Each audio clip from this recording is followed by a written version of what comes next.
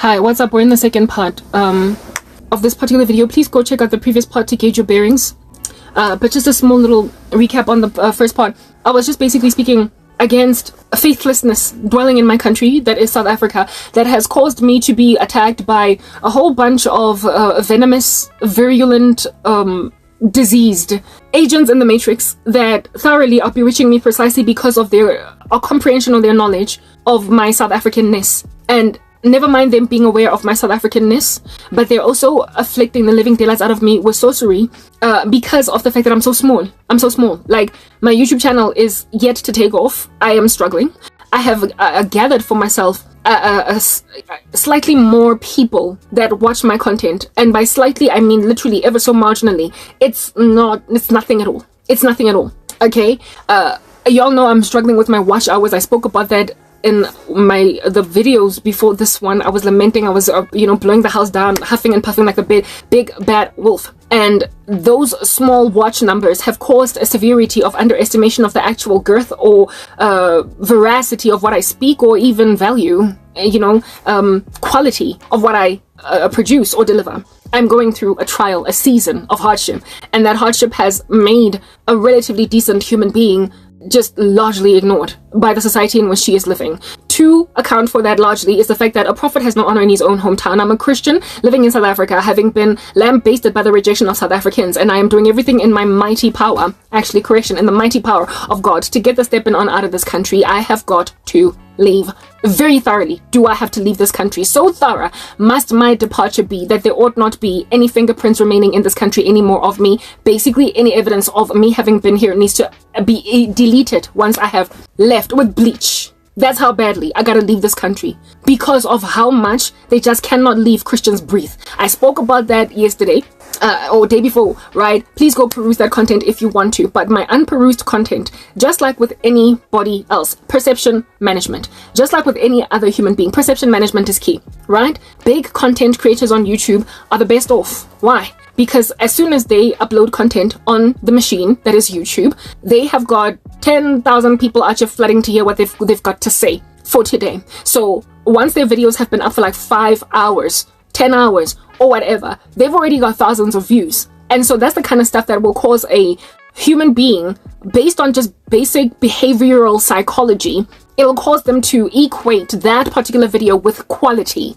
work. They tantamount the number of views that a video gets in a small amount of time with the quality of that video. And if it's a lot of views after a very small amount of time has progressed, they automatically imagine that this is worth a while to watch, which is why it is absolutely bizarre that you will find millions of people watching mukbangs. It's because so many other people have watched people eat. You will find millions of people watching ASMR videos because somebody's busy unwrapping some gifts, and so many people are watching it.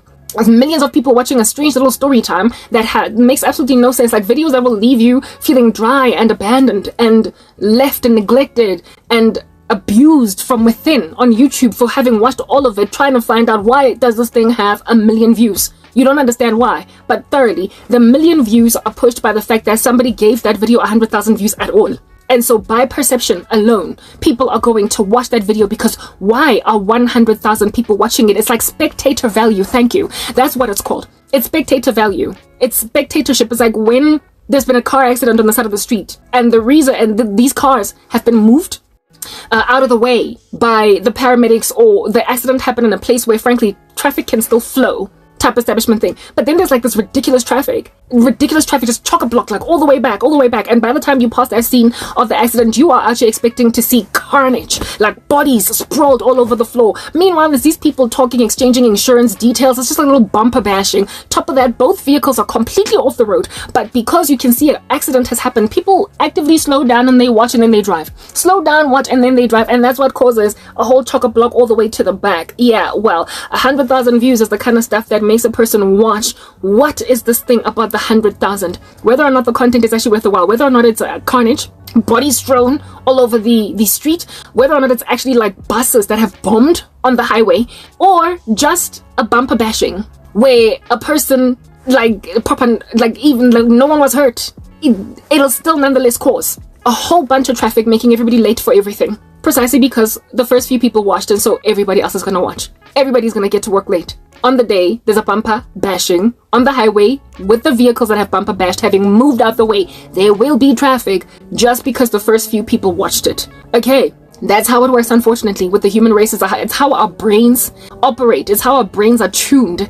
We are just like that. Even I am, a victim of that. I guess it's like human nature. Even I, myself, tend to underestimate. I have to like talk myself out of it. I have to retrain my mind as to how to think about quality because of all the rubbish I have seen on the internet, all the rubbish I have consumed on social media just because it has 1 million views. I have had to retrain my mind to not equate quality with just numbers. So that's how I have stayed my hand from watching viral videos. That's why they don't get recommended to me anymore. So that's why I also don't watch Mr. Beast a lot anymore. Like, just videos of dancing amapiano. People wonder, why is this girl getting 500,000? What is this like? Why does this girl have like 3 million views? And then you just see this girl dancing in a mini skirt, and you just like, the whole video is just so worthless. It's so worthless, but it's gone. All those views and all those likes, spectator value. So I have stopped clicking, even though my finger is shaky, on why something has got 100 million views. I've stopped, despite the fact that I can't. I've got an addiction. I've had to discipline myself. So now I am being responsibly recommended to by YouTube what to watch, because I am choosing titles and people that are highly likely going to give me value upon me consuming that content. The title speaks more volumes about what in the world is being spoken here than the actual thing inside the video. There's nothing. There was a time when I was watching mukbang after mukbang after mukbang. I just could not believe the amount of gluttony I was consuming with my eyes. I imagined that I was participating in the mutiny against the gluttonous mukbanger by just continuing to watch their content, because they literally reeled me into this ASMR eating video that is a sin against God.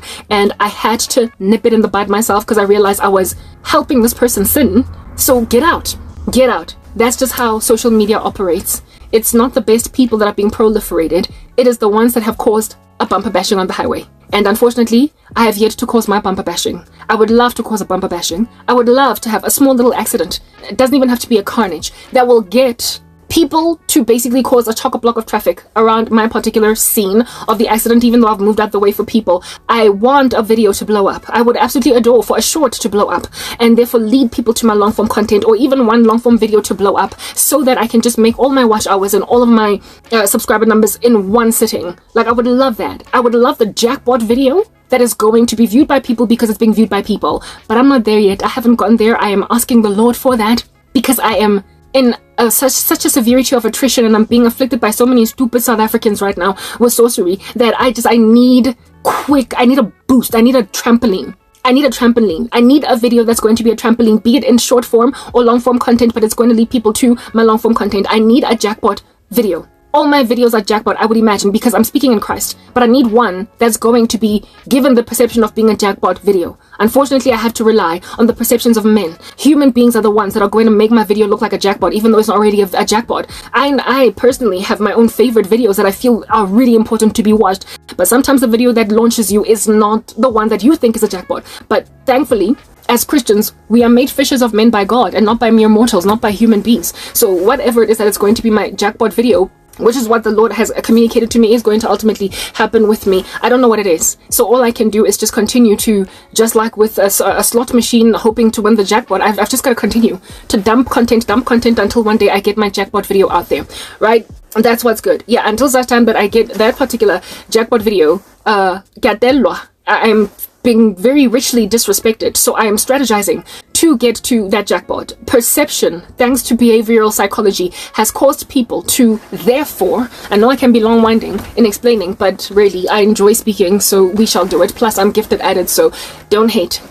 Righto, I am being underestimated, undermined in terms of the quality of my work. Like, what it is that I'm doing, what it is that I say, and even the watch time, like basically people holding on to my videos, they're underestimated just because they're underestimated. just because I'm not getting launched fast enough, just because I am not heard, just because after 5 hours I'm still sitting on 0 views, after 2 days sometimes I'm still sitting on 0 views, and sometimes after 5 whole days I'm still sitting on 0 views on some of my videos. If I'm really blessed for the day, I will be sitting on like maybe 10, 12, 15, 20, 30 views on a video after 5 days. But I mean, really, if you go and you look on the panel on YouTube where there are recommended videos, and a video has been up, and it's got that small little tag next to it written new, so basically it's been uploaded within the past, I don't know what makes for a new video, but I've seen videos that have been up for like 3 days still being called new. Yeah, so a video that's been up for just a couple of days and it's still called new, but despite it being new, it's like sitting out here on 26,000 views, 5,000 views, 3,000. That's the kind of stuff that you click on because you can tell that it's growing. But if it's like on new after 3 days, and yes, it's new, so I mean, come on guys, like give me time, but like it's got 5 views or 12, you don't click on it.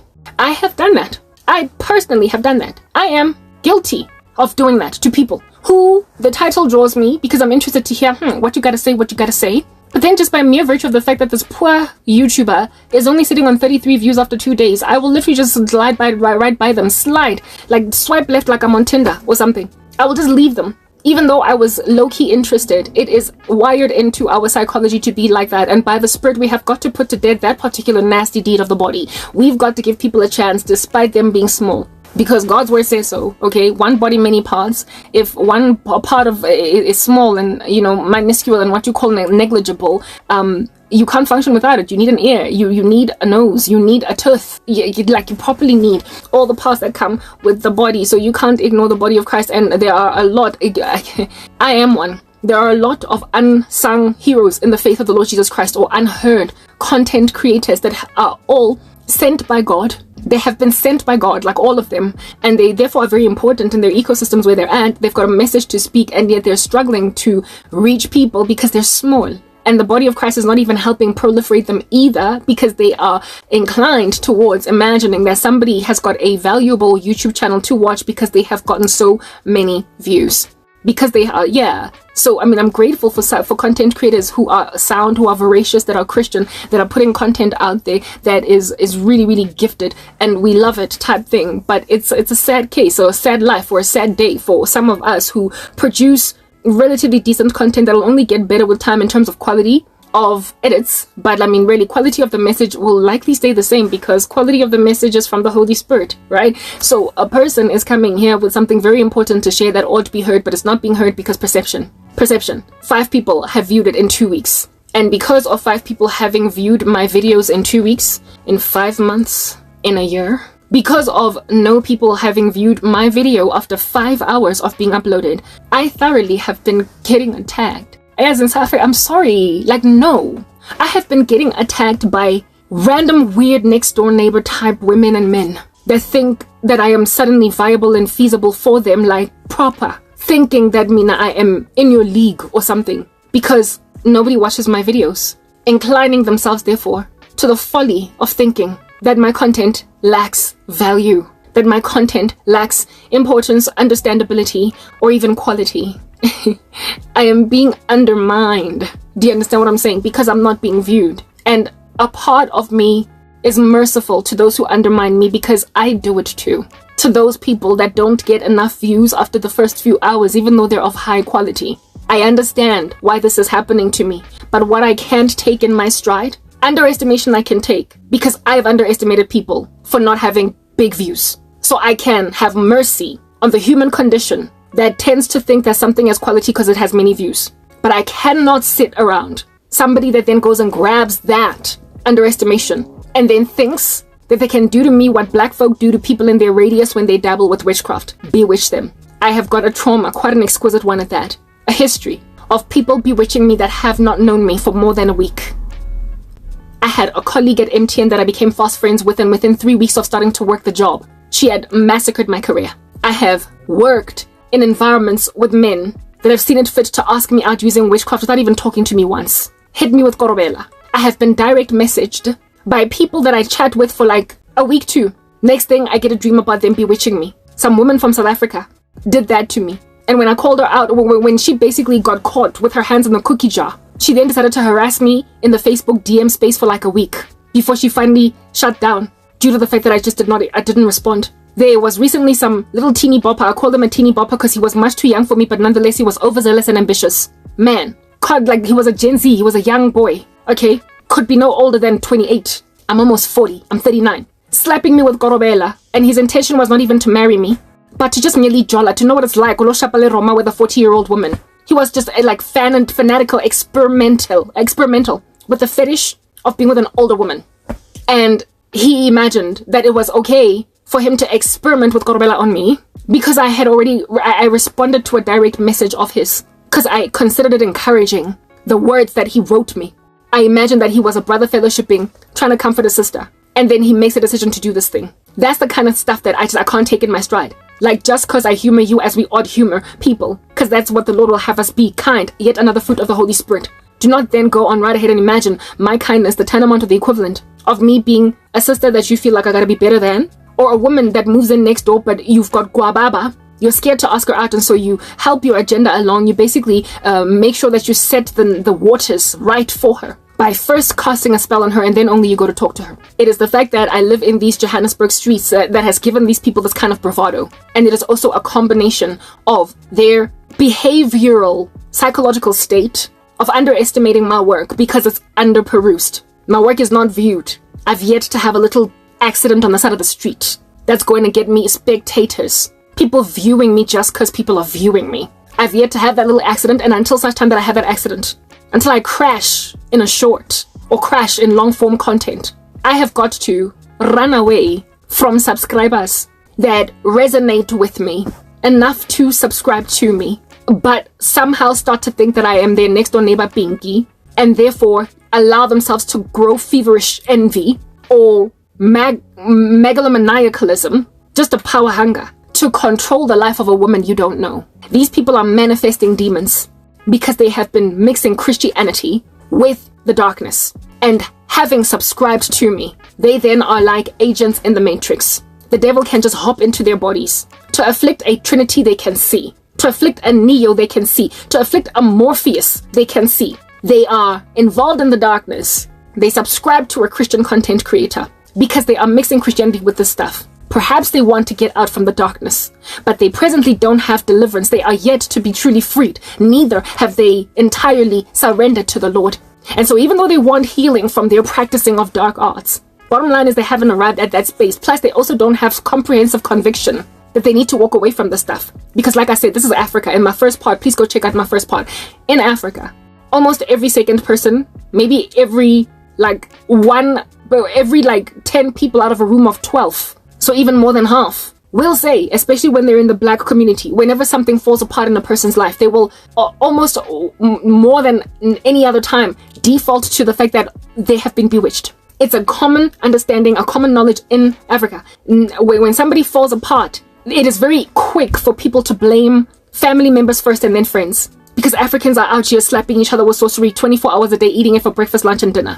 That's just what they do. So when a person falls from grace, when their stuff just does not work out, Africans automatically default to, it must be witchcraft. Now, due to that default, I spoke about that as well in my first part, and due to the impatience to wait on God, also the lack of trust in God, the lack of faith. When you don't have faith, you can't please God, so of course you will turn to witchcraft. They then imagine, even though they've been raised in Christian households, they imagine that seeing as I lost everything in a bizarre way, I have had like what appears to be a freak accident happen to my life, they are highly unlikely going to turn to Jesus Christ, despite having been raised in Christian households, despite having been taught the Bible by Gogo, because in and of themselves, they did not study, they were not Berean, they did not get raised up in understanding to count the cost of being a disciple, and also to comprehend the holiness of God, and the justice of God, and how the Lord is jealous for the church, and how he will not share, like his servants with other gods. They don't grasp their heads around the attributes of God. And so because they are ill-trained,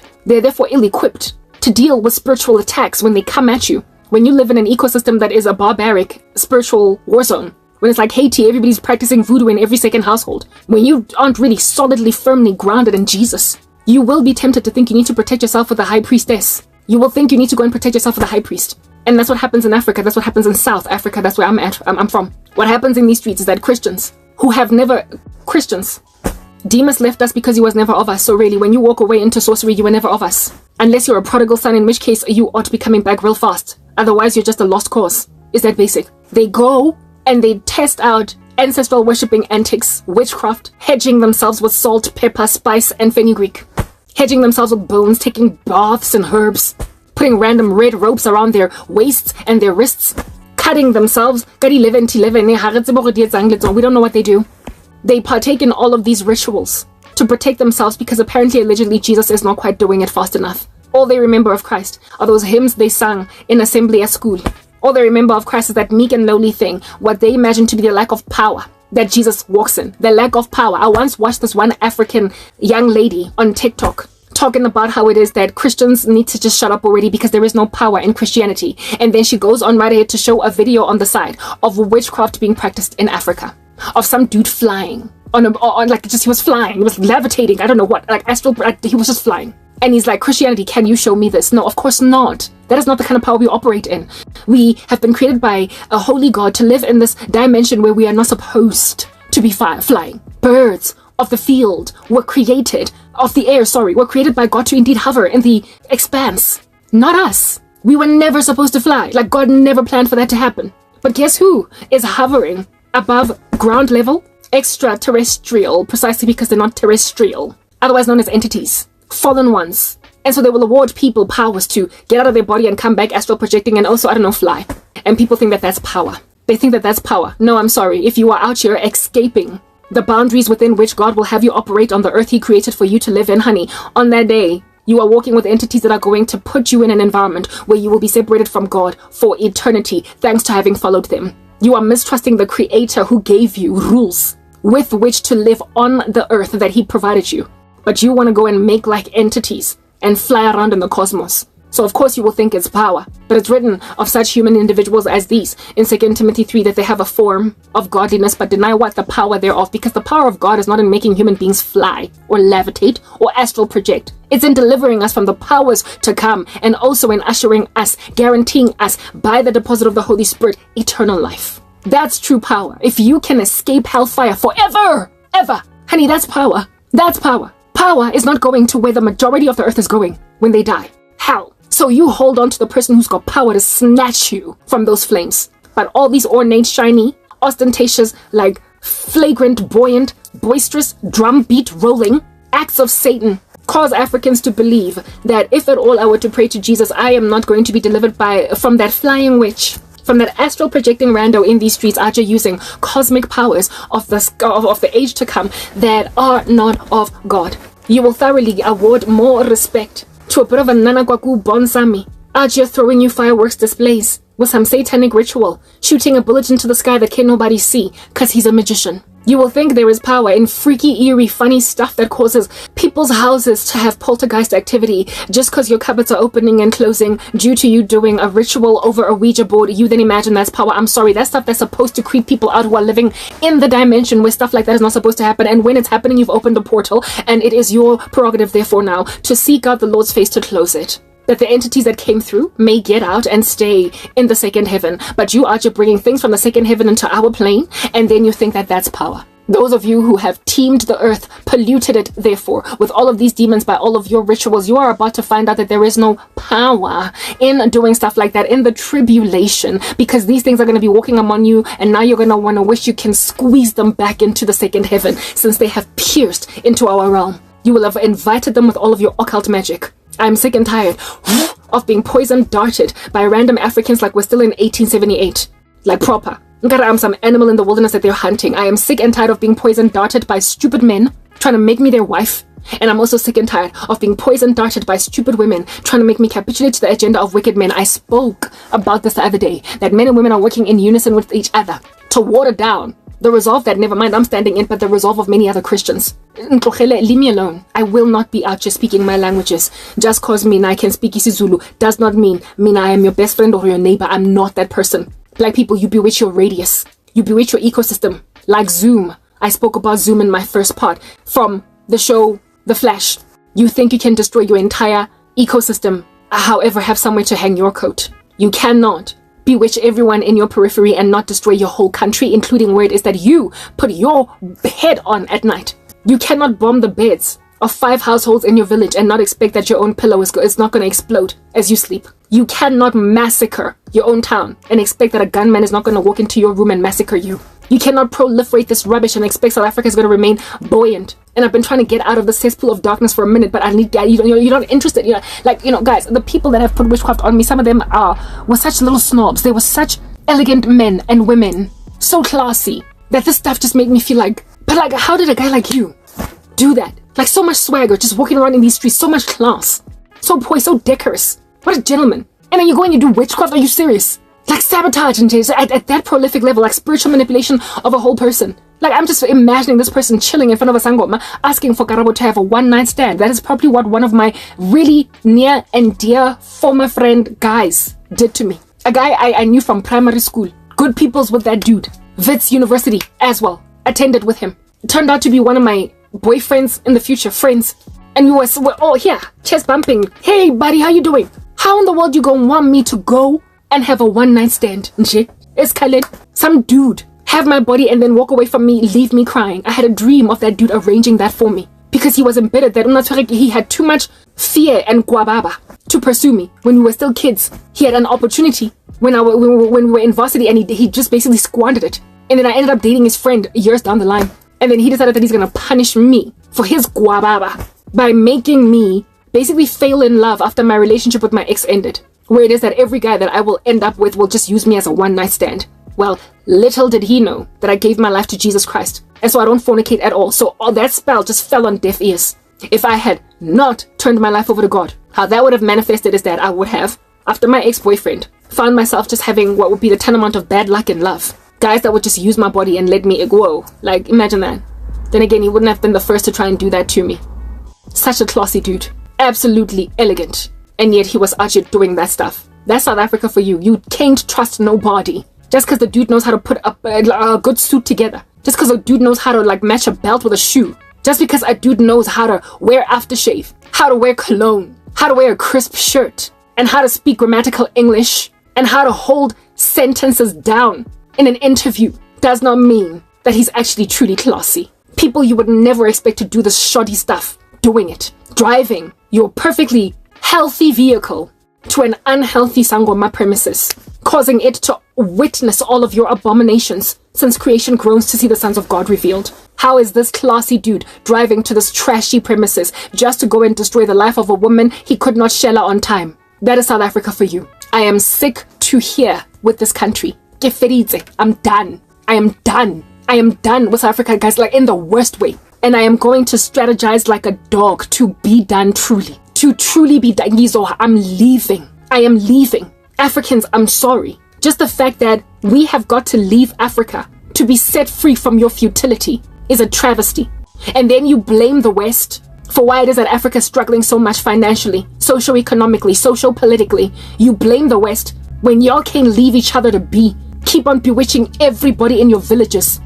Your friends, people with whom you clubbed, you partied, you broke bread, you cried at the funerals of people that passed away that you all knew mutually.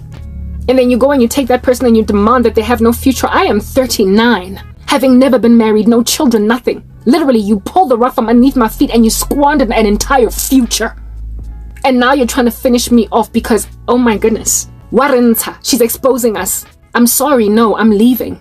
And I'm gonna go. Why? Because that very Jesus that you don't trust because you like all of those ornate fireworks, he's going to show you that he is God. With his peaceable and tranquil spirit. With his providential way of working things out. With his yoke that is easy, his burden that is light. Without causing Karabo to levitate or astral project, fly. Without causing Karabo to disappear and appear again. Without causing Karabo to cause weird little strange incidents or accidents in people's lives and then me feel like I'm powerful because I could manipulate people's stuff remotely. Without me bewitching a single one of you, I am going to come out scot-free with my hands clean from all of y'all's entanglements. I am going to be set free by the God you underestimated. You understand what I'm saying? The God who gave me rules and said live on this planet within time and space. This planet within the rules I've given you to live in it. Do not dabble with entities. Don't poke into the second heaven. Don't deal with devils. Suffer the witch not to live if at all there's one among you. And I decided to honor him. And y'all think I ain't got no power.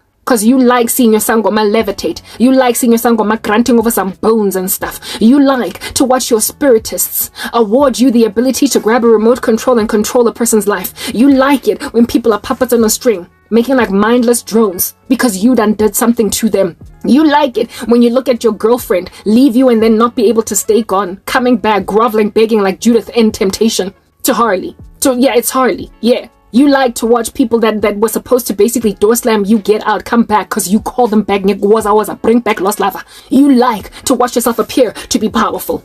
If anything, my ex-boyfriend, yeah, he has been given more grace than a lot of y'all. Because he slapped me with a remote control that he bought from a sangoma called Bring Back Lost Lover, and I never came back, and still to this day he's embittered and he's severely embarrassed because his stuff never worked because I gave my life to Jesus Christ. All of y'all, however, never got given the same grace. His embarrassment is actually a gift from God. Because Bring Back Lost Lover I did not work. Some of y'all, however, not only brought back lost lovers, but you brought back lost friends. You brought back lost siblings that were sick and tired of you because you were toxic. You brought back so many people. And now you pride yourself in being this person chilling with multiple remote controls. One belongs to Refilo, one belongs to Pinky, one belongs to Tepo, one belongs to Tato, one belongs to etc. And you just keep on doing whatever it is that you want with them. People that just cannot walk away from you even though you are toxic. I don't want to live in an environment like that, where people pride themselves in being destructive, but hey, they are going to maintain their own little tiny cocoon because they, after all, have got to have somewhere to hang their coats. Like Zoom in the flesh. You think you can destroy the whole country and preserve your own legacy. You look like a really great dad, a great mom, a great boss. You look like you got a great career. Only one. You thoroughly think that you could be exempt? Well, herein lies the communique on a rooftop, okay? Since I'm a city on a hill and everything, I'm in Christ. Yeah, nah. Judgment is coming to South Africa, not just the rest of the village except your little corner of the Kral. All of y'all are falling apart. Yesterday there was a 24-hour power cut. We felt it too, because when there's a power cut for that long, we also get a power cut at night. Due to the fact that the solar panels cannot deal, they need to be recharged by electricity. So I was not able to work. That's why I uploaded my content as late as I did. But like I remember thinking, all of these dastardly South Africans, they don't have power for 24 hours a day, so don't lament when you gotta shower with cold water because the geyser only operates with electricity. And do not lament when there's no electricity from like 3 a.m. in the morning up until 7 when the sun is fully up and now the solar panels are rebooting because South Africans don't have it for 24 hours. In other words, y'all are judged. Y'all are judged, and somehow the Lord has ensconced his saint in a house that has got solar panels 24 hours a day. So I don't feel the pain that you feel, but you've got jobs. But despite having your jobs in 9 to 5 corporate South Africa, you still cannot do things properly. Your robots are perpetually off. There's like chock-a-block traffic from here to Timbuktu. Whole bunch of accidents thanks to the power cut crisis. Life has never been the same ever since a particular time in this nation, and yet you think that this is a going concern? You think this is a going concern. You thoroughly imagine that this here nation is not judged. I apologize. It is so obviously judged. Your economy is only going to continue to spiral downward from here. You might anticipate that you who has got a healthy job are going to install solar panels on your house, but at the end of the day, the economy is made up of small to medium enterprises, people in the lower rungs of society all the way up until the higher echelon. And so therefore, if the lower rungs of society cannot keep the economy buoyant because of the fact they don't have electricity, even the higher echelon are not going to survive. Do you understand what I'm saying? The whole country is going to fall apart, not only because of power cuts, but because you're corrupt. You keep on voting wicked leaders into presidency, into leadership in all different structures. The opposition parties that you trust in are racist, for crying out loud. They want to kill the Boers. There's just all different kinds of weird stuff going on in this country, and you think that this is something that's going to be recovered from based on what? I mean, really, like proper. Take Newton's law of motion. Herein lies Newton's law of motion that can be applied to also psychological constructs. Yeah, an object in motion will stay in motion unless acted on by a resisting force. So, what exactly is resisting this wickedness in South Africa? What? You are on a downward spiral, you are on a downward trajectory, and there is nothing stopping it. Every second day, or maybe every second hour of every single day, there is a new person being inducted into the occult because they found out that their next door neighbor bewitched them. You are on a downward spiral, hitting the ground running, with gravity having a field day with you. You will inevitably plunge to your death unless there is something that resists the downward spiral that you are in.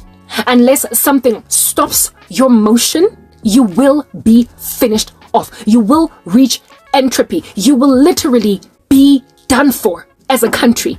And I keep saying, this object of yours of darkness, with all of this wickedness that you're in, that is currently in motion, can only be stopped by Jesus. But y'all don't want to believe that. You literally think that you can fight fire with fire. except according to God's word, which you don't trust. A kingdom divided cannot stand, okay? And so therefore, the kingdom of darkness cannot stand if it goes against itself. So since the kingdom of darkness is destroying South Africa, given that that's what dark entities do, kill, steal, and destroy, it will not then go on right ahead and thwart the destruction of South Africa. So you cannot use disangoma to cure yourselves from what it is that other people who consulted disangomas did. You will only add insult to that particular injury. You will only continue to spiral downward. Jesus, the one you don't trust, the one that you imagine, that upon trusting in him, you basically are like one who's throwing yourself off a building, trusting that something is going to catch you. The way you so don't trust him, yeah, he is the only one who is the antithetical, in the most comprehensive capacity, force that can actually stop dead in its tracks. The kingdom that you all are leaning on. The kingdom that is causing you to consult disangoma even though your grandmother raised you better. The kingdom that's causing you to bewitch all of your colleagues even though your mama raised you better. The kingdom that is causing you to trust in witchcraft to bring a woman into your life even though your daddy taught you how to mack a girl. Yeah, that kingdom can only be stopped by Jesus. The kingdom of which has brought about, just by the way, gender-based violence in this country. The epidemic of gender-based violence is largely it is to be blamed on sorcery. Why? Because witchcraft is forceful, it's coercive. Korobela is coercive. Korobela is date rape. Korobela is trying to force a woman to be with you, and if she doesn't want to be with you, you are then going to force it with entities. Once she wakes up, snaps out of it, realizes in a relationship that I'm not supposed to be here, waking up in the morning also and everything, she will then want to get out. And that's the kind of stuff that causes some pretty possessive men who have held a woman hostage with sorcery to be like, I'm sorry, not on my watch, bah, and then just kills her. These occult loving men are killing women because they're leaving, because they realize that they didn't even want to be here in the first place. They don't know how in the world, under heaven, they ended up at Koma Uvusi in the office. How? How did they end up embracing Vusi in the office when they did not like him? They thought he had halitosis, and now she's out here walking down the aisle to him, I'm sorry. So now Vusi is out here wearing orange because it's the new black. Danga Rico San City prison because he's killed his fiancé that wanted to walk away before they got married. That's all that witchcraft produces. It's an object in motion, and it's hitting the ground running, speeding down the highway with no brakes. But for Jesus. However, you don't trust him, and so you are afflicting like agents in the Matrix his unfortunate servant, and she is exhausted with you. I am tired out of my mind, inebriated with fatigue. I'm jaded. Do you understand? With all of your sorcery, South Africa, I am thoroughly done. I'm done. I'm done with you. And you might not believe me. You might not anticipate that I actually can truly, successfully be done with you, but you're about to discover that I am. You're going to find out that I am. Because the Lord God Almighty is the one that gives me wisdom. He's the one that gives me what I need to say when I need to say it. And he is also the one that opens a door that no one can shut. You've been shutting doors all up in my grill. Door slamming me. Proper. In my nose. Ga, ga, ga. Thoroughly anticipating that the only opportunity, you're funny, you're hilarious. It's laughable. You thoroughly imagine that the only opportunities that I have, being as girthy as I am, are in South Africa. Are you for real? I need to help my cat. You think the only opportunities that are available for me to basically escape the grain of all of this lackluster, no-brainer activity going on in this random country, you anticipate that the only way out is through South Africa. You think the only way out is through South African banks, one of which closed my account because it was inactive for a minute. You think the only way out is through South African platforms. You think the only way out is through South African corporates, through South African employment, through South African opportunities. I apologize. Last time I checked, the world is so incredibly globalized that people can make their whole salaries from other nations from home with nothing but internet access, and that's exactly what I have got right now, and that is exactly how I'm going to get out of this country. Understand, it is going to happen. By the time I'm done with you, South Africa, you are going to be like North Korea, and I'm going to be like a defector in North Korea. The world is going to know just how deeply involved in serious, nasty, dastardly activity you are, to a point where people are literally oppressed by mere virtue of being born in your nation and being unable to escape at all. You are going to be testified against, never mind by me, but by so many people. Things are going to get taken out of the woodworks. You're going to get exposed. The stuff you are doing is presently unsung. Nobody is hearing about it, but I am speaking volumes to it. I'm speaking truth to that particular reason. However, you are trying to block me from speaking that truth, and I'm going to highlight, I'm going to speak it. There are too many people suffering.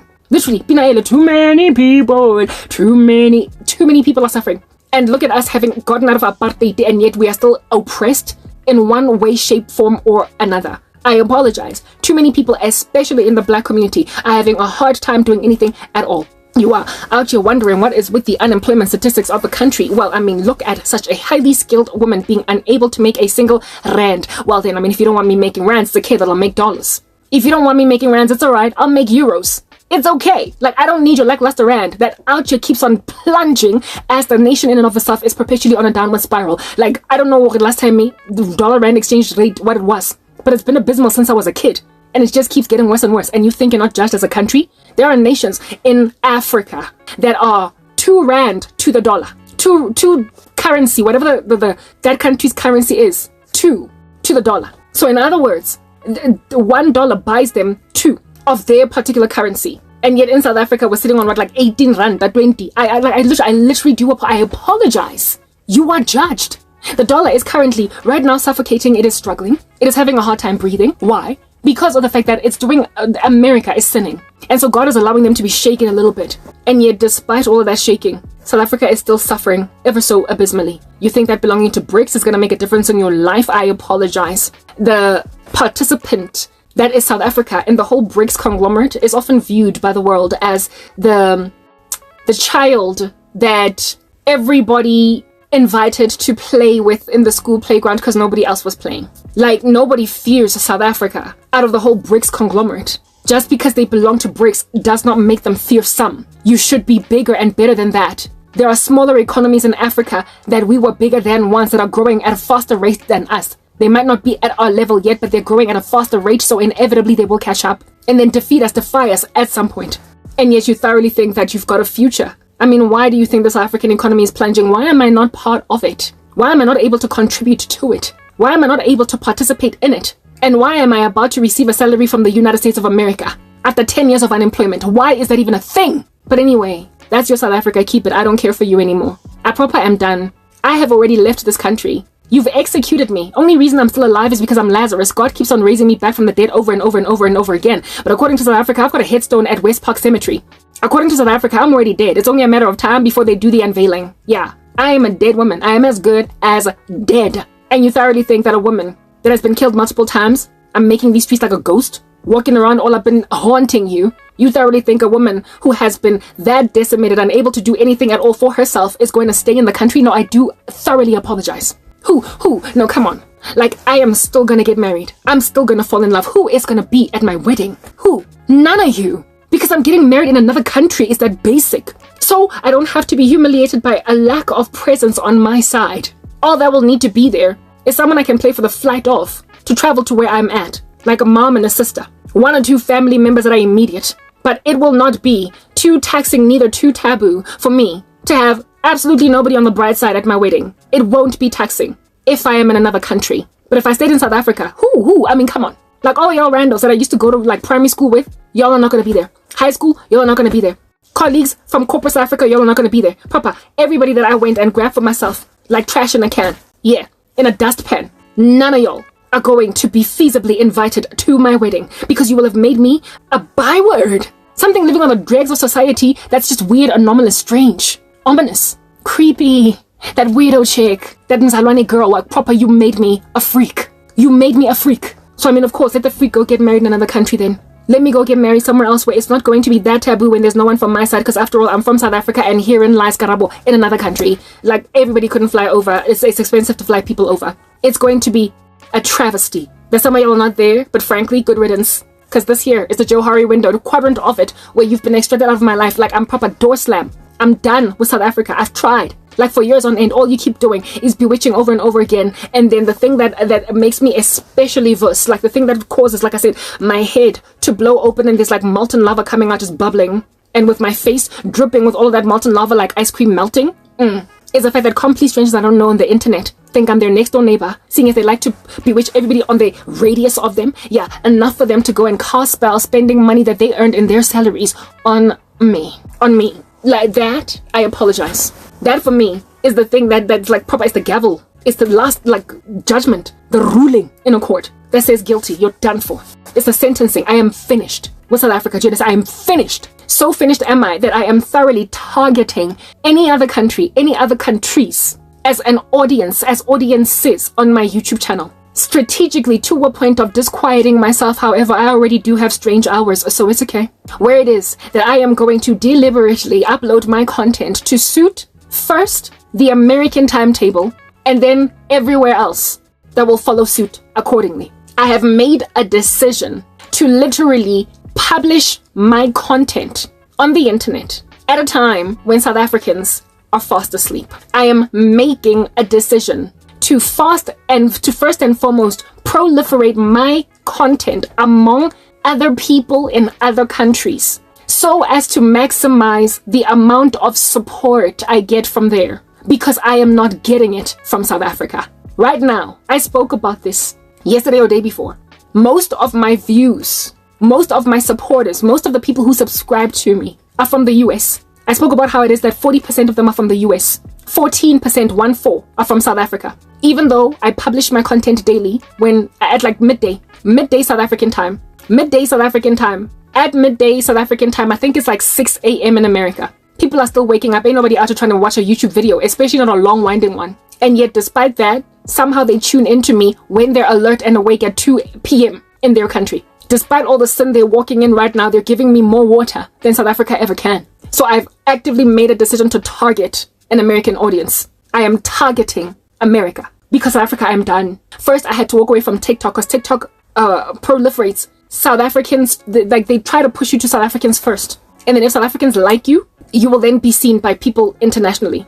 So, and Facebook also does that. It's like they lock you in a South African jail, and if you do well in South Africa, they'll send you to America. I hated that about Facebook, and I hated that about TikTok. I absolutely hated that about both platforms. And indeed, I got severely persecuted on both platforms to a point where I'm just like, it's worthless now. I spoke in my video of yesterday or day before yesterday that the only reason I still upload at all on Facebook is because of the fact that I like the interface. It awards me an opportunity to be able to basically review my work, because the Reels page on Facebook does a playback, whereas on YouTube there's no such opportunity awarded you.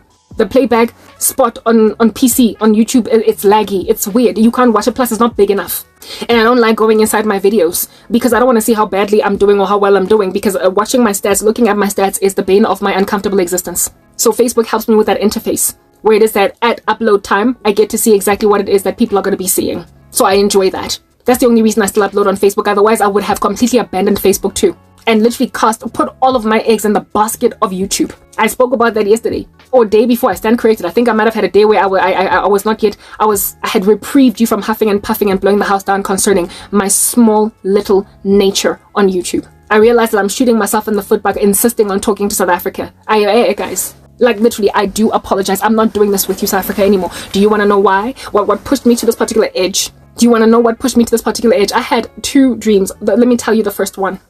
I had a dream of some female I do not know, but I was aware that she was a South African subscriber of mine that cast spells on me. And in this dream, she was supporting me in basically lambasting and cutting apart into a million pieces a cousin of mine that keeps on bewitching the living daylights out of my life. So basically that which was done to me by my friends and family members of the past, she was in concert with me out here, maybe even shaking up some pom-poms on some rah-rah cheeky.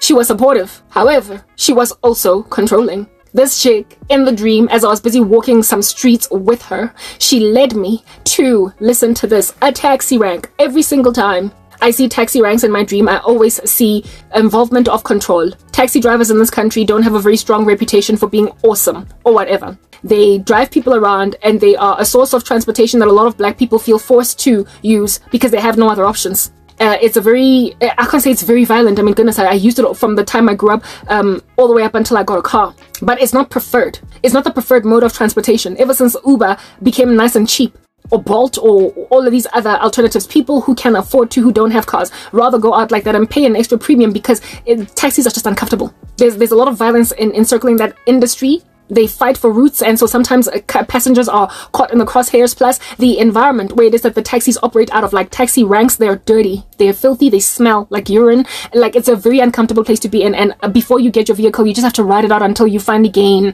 that prosperity in getting a car. And also, a taxi driver drives you from one place to the next and mixes you with a whole bunch of people. And a lot of people who are in taxis are essentially misplaced, in the sense that they're bound for bigger things in life, but they're not yet where they need to get. And so they will always just be clumped with all of poverty-stricken Black South Africa. Therefore, taxis in my dreams have always represented being kept in a grain.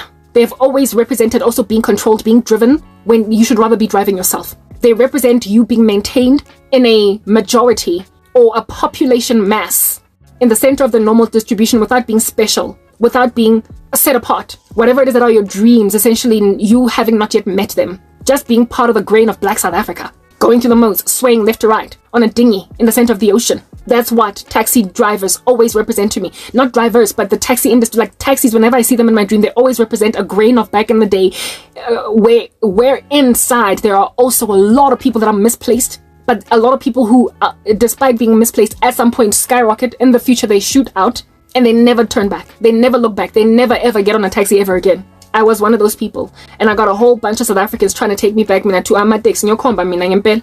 I gotta go me. Short left, short right. Sorry, driver. 5 rand, counting money in the front there. What are you doing? They also represent a form of control. If at all you are not driving your own vehicle, then somebody else is driving you somewhere, aren't they? And you gotta pay them to basically take you where you want them to take you, and you hope that you're gonna get home safely. That's what's good. Yeah. An inability to control your own destiny, chart the course of your own destiny, basically make plans and fulfill them. South Africa, every time I dream about the curse on this land, I just see taxi ranks.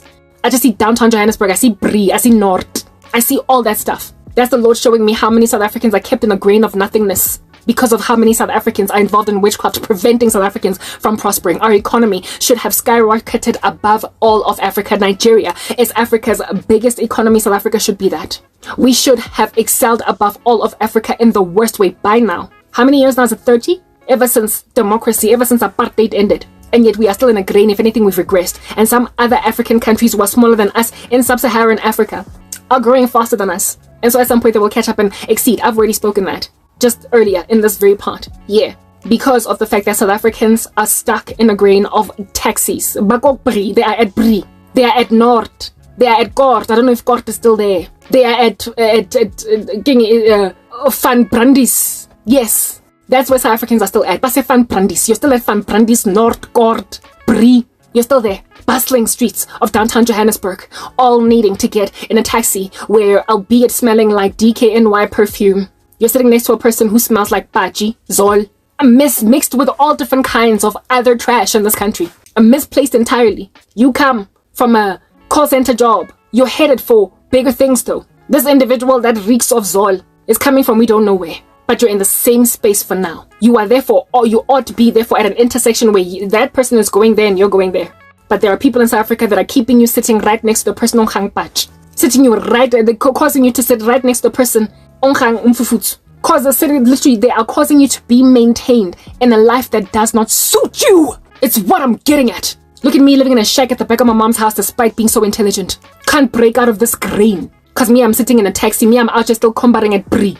Me, I'm still queuing at North in the morning, snake-like queues, freezing in winter, shaking like a leaf, only to go to some beautiful corporate in Rosebank. I was supposed to break out of that grain. I did, in fact, break out of that grain. I did. And now South Africans are thoroughly trying to keep me in it, eh? How many dreams have I gotten of me being a waitress at Wimpy? Wimpy in particular, like it's a big Wimpy le rata. How many times have I seen that? Me waiting tables. Guys, I'm not trying to be classist here or self-important, but I am much too intelligent to be waiting tables. I am much too much of a gem for this country, much too valuable for much bigger things for this nation for me to be waiting tables. And yes, South Africans, Lay Janes and Jones in these streets are insisting that I go and I wait tables. You thoroughly think that because I can't make rands that I can't make dollars? You think because I can't make rands, you think I can't make euros? You think because I can't make rands that I can't make pounds? You are playing dangerous games, South Africans. You are playing dangerous games. You are playing dangerous games. There's a reason I have a PayPal account. Do you understand? It's because I'm not expecting most of my income to come from South Africa. You are playing dangerous games. Let's get on board. Don't come here and give me bottom vibes. Just don't do it. In this dream, this chick was literally hand-holding me, walking me towards Brie and North. Brie and North, which are both taxi ranks, those of you who are not from South Africa. However, as we were headed towards, and we also went through Chinatown. Now, Chinatown in my dreams always represents an environment where you go and you buy counterfeits. Things that aren't real. So fake Gucci, fake Fendi. Chinatown, that's your joint. Or an environment where it is that they will sell something expensive for a very low price. You go there essentially for bargains. This chick was walking me through Chinatown, and after going through Chinatown, we then ended up in downtown Joburg, headed for North, having passed Brie, however. She's basically trying to downgrade me to something that is going to be 10 for the price of 1, something that you can buy at Chinatown, or for me to find a husband wa mokokotelo. Fong Kong, somebody or Rasang from Chinatown. Some counterfeit bugger of a man that has not been set apart for me by Jesus Christ. For me to go and buy him like a Gucci fake at Chinatown and flail it before some people who don't know the difference between the real deal and a counterfeit. And then after walking me through Chinatown, hey guys, yes, like, you know what, witchcraft in this country, I can't. I don't know how much she paid her dastardly sangoma to do this for me, to do this to me. And then she took me to downtown Joburg, right? And when we were supposed to go to, what is this? To North, the road was barricaded and North was gone. North was gone. It was gone altogether. It was nowhere to be found. And when I woke up from there, and the dream is not ended, by the way, but I'm going to explain to you what happened prior to that, in that dream. When I woke up, I was like, God, why was North gone? What were you trying to tell me there? And the Lord immediately said, the shutting down of a coven. A coven in the country got shut down. It's been shut down. It's gone. I was like, whoa. So out of all the taxi ranks, out of covens that are running this country into a pit, a grave, one major one has been shut down altogether, and I don't know which one it is. The Lord has shown me that a coven has died. But despite one coven dying, from the efforts of the remnant in the country, the efforts of the small little remnant of Christians in the country, there are still all the other covens of Brie, of Kort, of Van Brandis. There are still too many satanic organizations operating. And so therefore, seeing as South Africans don't want to repent, even in the observation of the shutting down of one major coven in the country, like one major, it is so, by major, I mean as in it controls the affairs of the country, all the way from like at state level, coming down to us down here in these streets in the civilian space. It's been shut down, it died, because Christians made enough war with it until it was dismantled. But it was still not enough. We are still living in downtown Sodom. Is that basic? Our efforts, in other words, are falling on deaf ears in the lives of South Africans. They are not fighting for their own country. And Etina, we cannot be worn out. We can't be exasperated into oblivion. We can't be fighting and closing down one coven while there are 5 others still operating, and individual late Janes and Jones in this country, South Africans, are happy to proliferate the agenda of their coven along. They're practicing witchcraft. They're sending people to the Sangoma, etc. That coven died because of the efforts of Christians, but others are operating because South Africans are not repenting. You are lukewarm, you're seeker sensitive, you are mixing Christianity with all different kinds of nasty, dastardly stuff, and on top of that, you're claiming to be Christian. You have a form of godliness, but you deny the power thereof. That's you. This chick was trying to take me to North, but it was closed. And she found herself just kind of twisting around in the street there, trying to see which taxi rank she could take me to. And I was busy following her around, tailing her. I don't know this woman.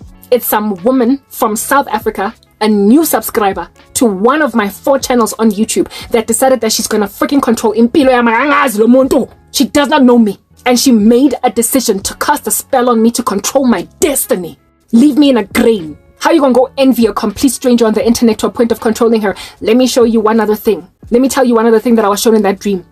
This woman walked me through some kind of a commercial center where I saw a Woolworths, a Woolies. I see Woolies a lot in my dreams. And a lot of times when I see Woolies, I see it's a luxury brand, right? That is high end in terms of food, especially. And every time I see Woolies in my dreams, I'm always robbed of something from there. And it's always like dangled in front of me as a carrot. Like if at all you're gonna ever shop for what is this, food again at Woolies, if at all you're gonna buy your groceries ever again at Woolies, if you're going to buy those desserts from Woolies ever again, this is what you need to do. That's like, your witchcraft. I'm done with you. I'm done. This chick, the only place that was high end in this dream was me being in Woolies. And I saw my former boss there, some woman who bewitched me. She was there also proliferating this agenda with this strange chick I don't know in my dream. And on the floor was a cell phone that I was stepping on, scrolling through it, right? With my toes instead of my fingers on the photographs of. And on that cell phone was a daughter of mine. And I understood myself to be a single parent. And that daughter of mine that was being scrolled on the phone by my toes, I came to learn ever so like immediately, instantly in that dream that she was my kid, and I loved her very much. But I understood that there was no baby daddy. I understood that I was a single woman, and that I finally got to have the baby that I've always, well, I want babies.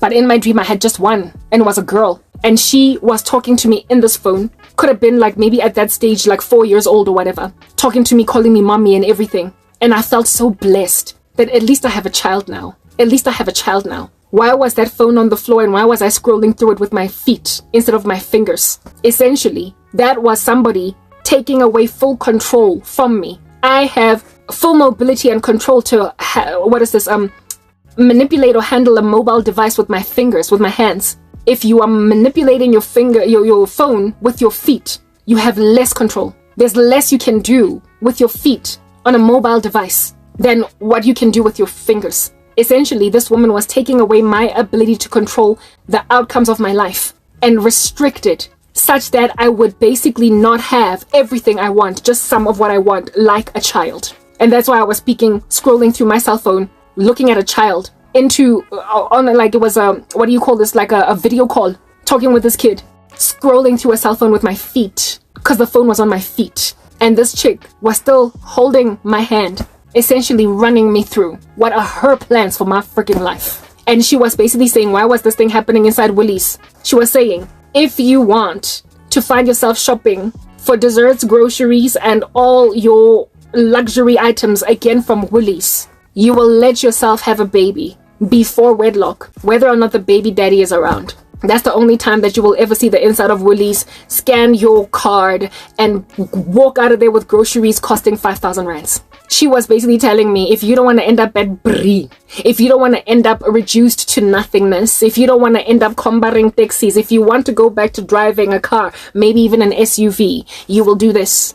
Get a baby so you can be controlled through it. And even then, what's with the insistence on a husband? Like properly single mothers club. I had to go and join that. Be in the grain of all these women that got to the age of 40, 35, 38, 37, and because their biological clock was ticking, decided to just give any random dude a baby because they did not want to have their womb expire or menopause or whatever before they had children. This chick was basically telling me, she was telling me that I'm 40 and I'm forceful. Who in the world do I think I am? Just have a child. Just have a child. Then you'll go to Woolies. Then all these things that you want, you like stupid snob. Yeah. Stop sitting around Lana in these streets thinking that you're going to get anything from Jesus. That was a woman that did that to me in a dream. And she was trying to get me to walk in the footsteps that she has fashioned for me. The dream ended with me seeing that not taxi rank. The Woolies scene was intermediary between the Chinatown and downtown Joburg. I had to speak about the Woolies portion last though, because it was the most poignant one to suggest what my future ought to be, given that I'm a 39-year-old woman that's apparently trusting on a God that's not coming. South Africa, I'm sorry, gross. Like, you're disgusting and I'm getting out.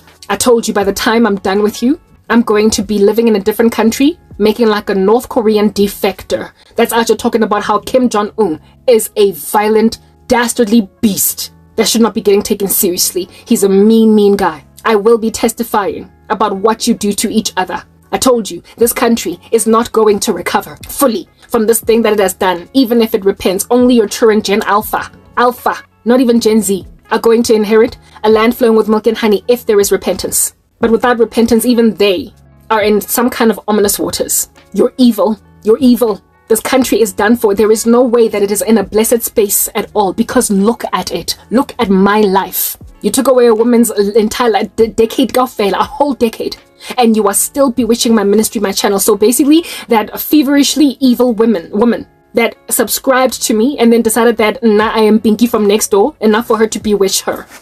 She is obviously involved in darkness, however, also dabbling with Christianity, and she also felt it necessary when her entities rose up in her to bewitch my future because they all feel like they gotta control my life. Now, if random strangers can do that to a random stranger so far away as the internet, what in the world is happening to you with your next door neighbors indeed?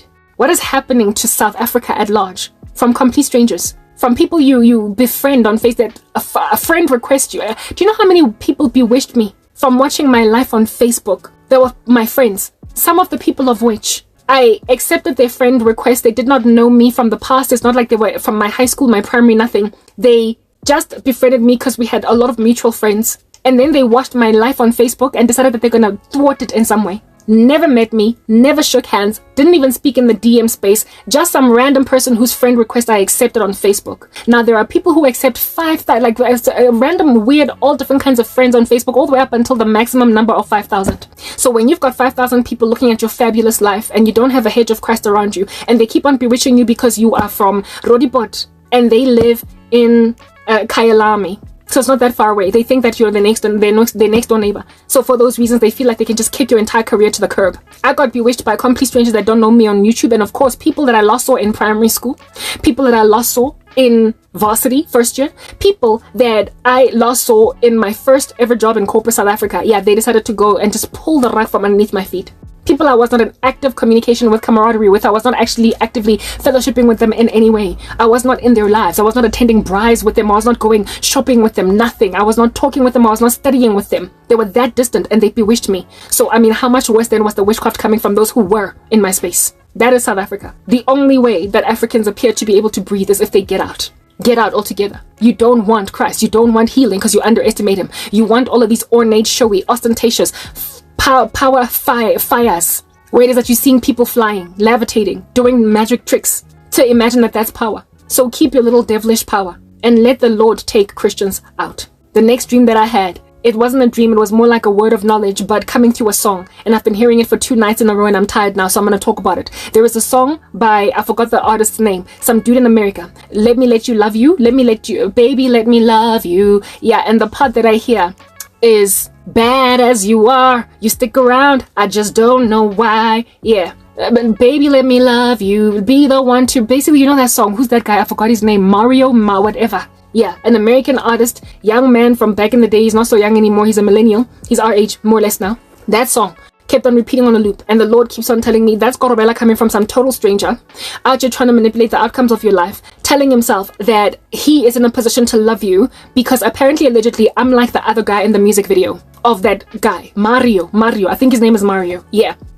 This guy is making like Mario and he's singing that song to you through Gorobela, basically saying, bad as you are. By bad, you know, B-A-W-D, B-A-double-D. In other words, you're beautiful, right? Bad as you are, you stick around, I just don't know why. That's the one that keeps on getting repeated on a loop. This morning I was woken up with it and God was like, you cannot not talk about this, you have to raise it. Bad as you are, you stick around, I just don't know why. Who is he saying I'm sticking around with? Seeing as I'm Jul, seeing as I'm not dating anybody, seeing as I am not in these streets actively in a relationship romantically with anybody, I'm not dating, I'm not with anyone. I'm single as single can come. So if a man is busy saying in his mind, to a point of using Gorobela, trying to experiment to see if he can't take me, these people who feeling at me like they can shella minja fella in the sky with spells, I'm tired of you. If I'm sitting in another country, you won't then be saying, I'm dead as you are, you think I'm around, I just don't know why. You are not going to be pursuing me. Why? Because I'm far. I'm not in Rodiport, is what I'm trying to get at.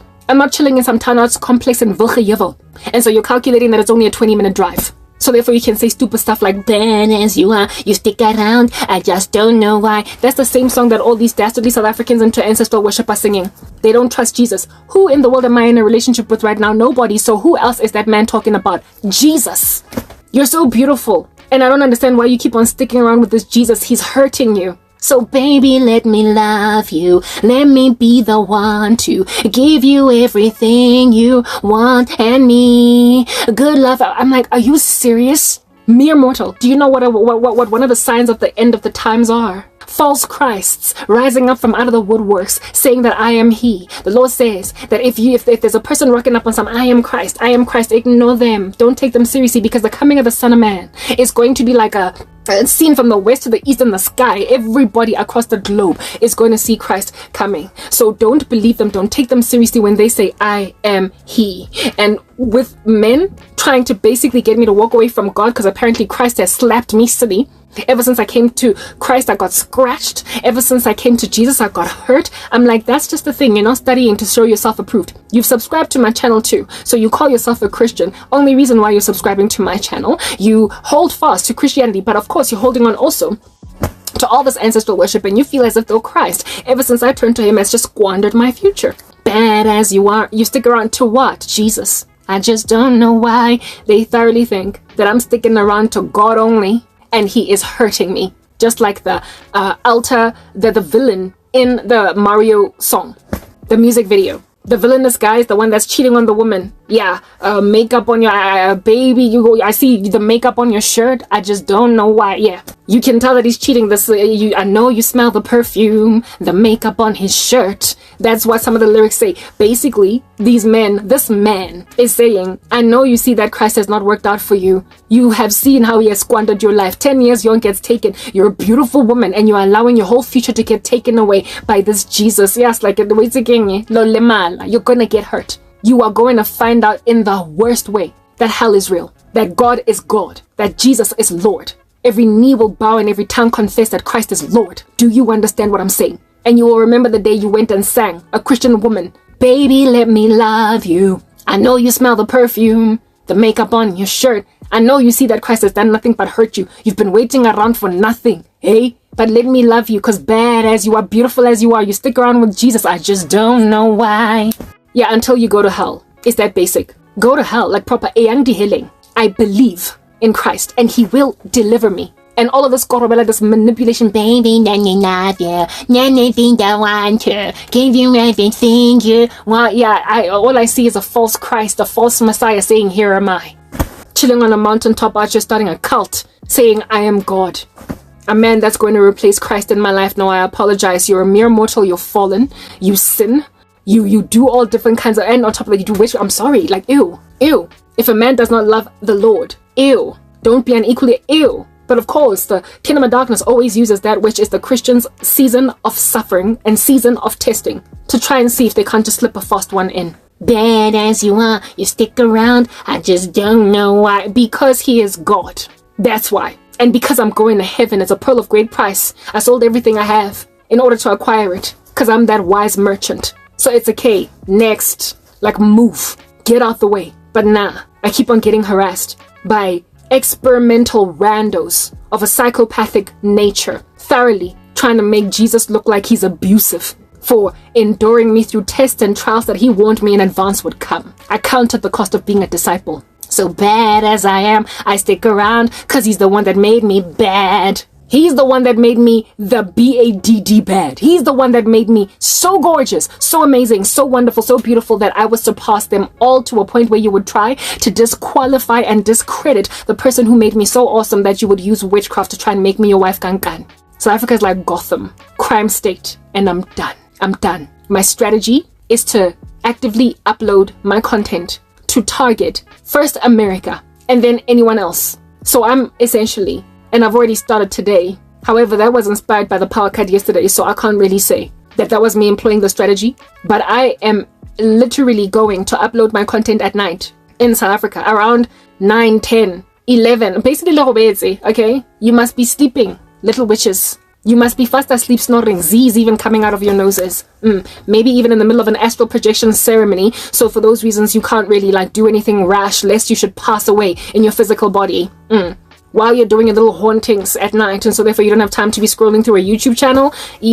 That's what I'm gonna upload, so that the first people to pick up my content will be sitting in America, and so they are less inclined to sing "Dance you want, you stink around, I just don't know why." They're less inclined, men in America, to think that I'm actually feasible. They're less inclined, even if they're witches. People who are subscribing to my channel at that distance, they're less inclined to think they can control me. People chilling in a different country are less inclined to bewitch me because they won't think that I am literally the fellow villager sitting in a rondavel next to them. I am in Roodepoort and you are in Sandton. The thing that's itching you is the fact that you're sitting in Soweto and I'm in Vilgejevel. That's what's eating you alive. You think that the distance, just because you can walk down the street and perhaps knock on my door, that then is the opportunity for you to bewitch the living daylights out of me. You always bewitch in your radius. So I am going to minimize the amount of people who bewitch the living daylights out of me by targeting an audience that is going to be disincentivized from investing money in witchcraft against a woman so far away. I'm targeting the US. First and foremost, largely because I'm leaving South Africa and I don't know where I'm going to, but I certainly want to focus my energies on America anyway. And secondly, because I'm highly unlikely going to get bewitched by an American audience, an Indian audience, and a Brazilian audience, because they're far away. And thirdly, because South Africa, you're done for. You will eventually happen upon my content. You're not going to ignore it. You're going to find me. I mean, right now, 14% of you are watching me when I upload in your waking hours. So it's going to reduce to maybe like 8%, 6%, when I start uploading at like 11 p.m. at night or 12. It'll reduce, meaning that it'll also lessen the pool of dance you want, you stick around, I just don't know why. I'm sorry, no. I'm leaving you guys. I want to reduce the amount of you that watch my content by several percentage points so as to minimize how much witchcraft comes to me. I am done with South Africans. It'll also minimize, like right now, a lot of the people that are DMing me are from South Africa precisely because I upload at 12 in the afternoon. I upload at 12 to 2 p.m. because I'm targeting South Africans. Now, Kyotule Facebook, it's gonna be nice and quiet in my blog. South Africans are gonna be gone. Then maybe I might get DM'd by Americans. Maybe I might get DM'd by people from other countries. They won't even know that I'm from here. But one thing that's certain, South Africa, I'm done with you. I'm done. I am going to reduce my statistics of how many of you watch me by several percentage points. Only those that are truly of God, that are watching me in support of me, that have subscribed to me because they truly genuinely are interested in the things of God, they will follow me because the sheep of God hear his voice and he leads them out. But those of you that are just stalking, hovering around YouTube and at 12 p.m, at 6 p.m, and just yawning, only busy scrolling through a short and you're like, I like this again, and then you like her, next thing you are bewitching the living daylights out of her. All of y'all non-serious people are gonna fall off. Only the serious ones will stick to me. Only the remnant, only the ones that are worth the while to hear me will stick to me, and in and of themselves they will seek rescue from crazy countrymen that are bewitching the living daylights out of them. So African Christians cannot breathe. So I am gunning for 5 or 8% of them. The 14 of you, the remaining 6%, I pumani pen. 7% engwe I able dealing I give back. Daddy, let me love you. Shut up. Just shut up. You've got Wi-Fi in your houses. That's the problem. You've got too much internet, or in the office. Instead of doing your work, we're now busy scrolling through YouTube, and next thing you find Karabo at 12. And 2 p.m. in the afternoon, you find her, well, the office is closed at midnight, isn't it? Unless you work in a call center shift overnight at 24 hours, maybe when I'm you might find me when I upload at midnight, scrolling through YouTube videos at midnight. But you will make up that 5% that do find me in the wee hours of the morning anyway. But the rest of these random dastardly beasts out your wasting company internet, I am done with you. I'm done. I'm done. I'm finished. You with Wi-Fi streaming in your house during power cuts, you are busy out here using your data bundles to listen to a woman that you are ultimately going to bewitch. Generator busy data bundle witchcraft. Like, nah, fix the country. I'm done with you. I am uploading at night, and you are gonna feel it. You are going to know. You are going to know. I am minimizing how many South Africans not only see me, but also contact me in the DM space. Because the random Gen Z,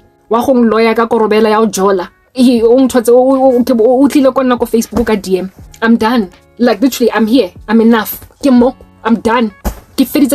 We are finished. Let the Lord deal with you, South Africa. But as for me, I'm done with you. That's what I wanted to say. I am now officially signing out in the name of Jesus Christ. I hope you've been edified. I'm targeting America. Watch the space, and my stats will probably boom as a result. Peace.